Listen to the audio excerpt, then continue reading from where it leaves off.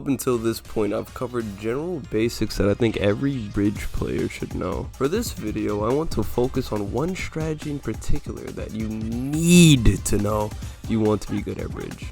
Of course, I'm talking about bypassing. So what even is bypassing, or a bypass? So they're basically the same thing, and the terms get used interchangeably when giving out comms and stuff. So bypassing is when you ignore your opponent to go for their goal. You usually create a bypass to do this, but you don't have to. The moment you ignore your opponent to go for their goal, you are bypassing. A bypass, on the other hand, is what you make to bypass. When should you bypass? This is a tricky one. But before bypassing, you need to keep in mind that your opponent can race, which is when they ignore you and go for your goal. So you want to bypass when you feel that your opponent has to defend you, or you can race them and they'll lose. It's best to bypass on your opponent's side or the middle. I wouldn't bypass in the middle unless you have a good setup to get to your goal first. So you know when to bypass, but how do you create one? Yeah, I'm about to blow your mind. You ready? You ready? You have successfully created a bypass. Now the tricky part is, what do you do from this point on? So you created your bypass. If their opponent's good, they'll be. You won't do it here, actually. It's a bad example. You want to do it here, right? Since I'm blue team, this is like a decent spot to drop and bypass. So you drop down. I'm doing this real slow now so you can get it. I will show later on. I will show like clips of me just doing this normally. You dropped on here, boom, you now have a bypass. What do you do? Well, this is going to be hard to explain because it depends a lot on what your opponent does. If your opponent waits and they mine what you place to expose you, just keep, replacing it. My pickaxe is in the wrong slot. You can then switch sides, and now you have developed two bypasses. So now you can keep switching between sides and make it harder on your opponent. You can keep making this wider. And you just want to get in this mindset of constantly like creating stuff to make it harder for your opponent. You can even drop a layer. So something I'm doing a lot recently that works, because the higher level you go up, people understand the dangers of bypassing. But what you need to keep in mind is you can go in third person a lot to see where the person guarding you is, and that you need to play based on what they're doing. If they're just waiting for you because they're really passive, you can just take your time and do whatever you want.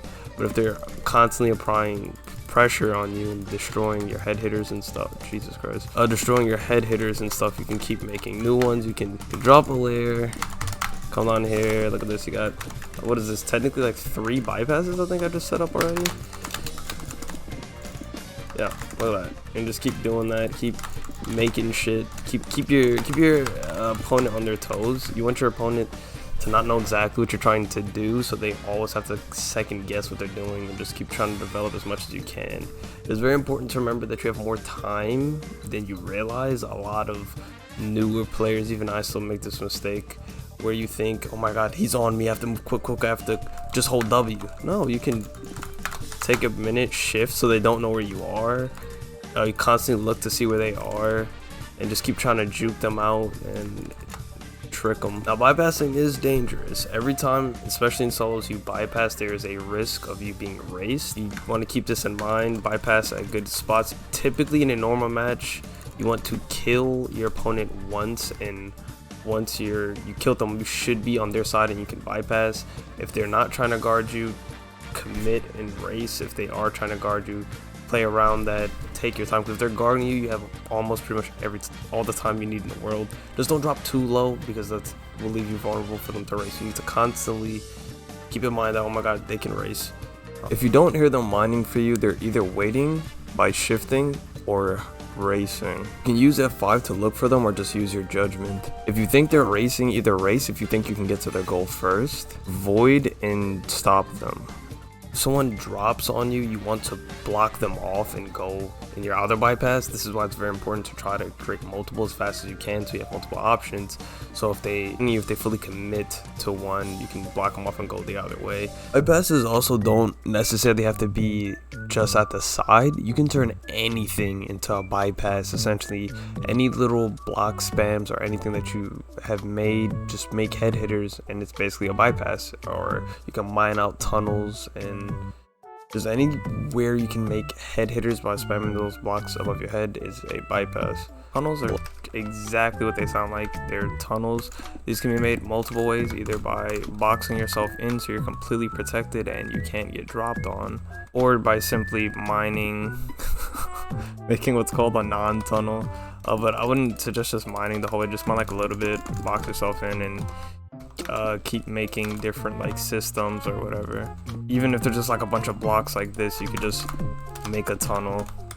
Lastly, I think the most important thing to know is to move at your own pace. Know when you see videos of like my videos or people that are way better than me, and, you know, we're bypassing so fast or whatever. It's because we've been doing it for a while, we're used to it. But if you don't move at your own pace, you actually end up hurting yourself because you don't build anything usable, you aren't making smart decisions. You can actually make pretty decent bypasses at not too slow speed just by normal clicking. So just move at your own speed, and eventually you'll just get faster at it as you go.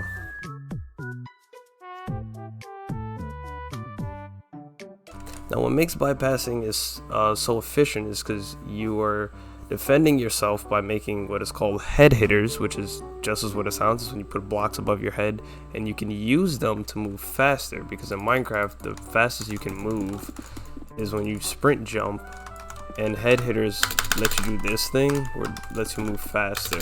So something I'm going to talk about briefly in this video, I don't know if I'll talk about it in a later video, is if your opponent, you know, has a hippo, the best way to like get into it is using headers. You just always want to try to make these. They're so good. They defend you, they make it harder to be guard, and you can move really fast, and that's what makes bypasses so strong.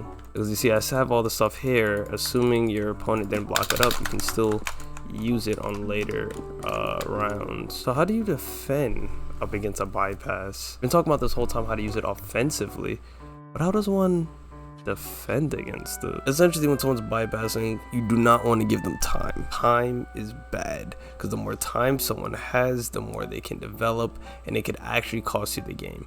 Bridge is a game where the whole match is important. Obviously one little mistake won't throw the game for you, but let's say you and someone else are in a stalemate. You're basically going blow for blow, kill for kill, but every time they get to your side, they're making little developments, and you're not doing that, they will win that match. So when defending up against bypassing, you want to be on your opponent. I'm also going to explain two terms here that I'm going to use a lot, which is aggro and I guess passive. Aggro is when instead of waiting for your opponent, you just drop on them and immediately kill them. Passive is when you wait. I find it best to be the most aggro in like the middle of the bridge, where if they juke you, you can immediately void and kill them. But when they're in front of your base and they're like making head hitters and stuff in front of your base, trying to trick you out or whatever, you want to play more passive, but you don't have to just sit there and watch them.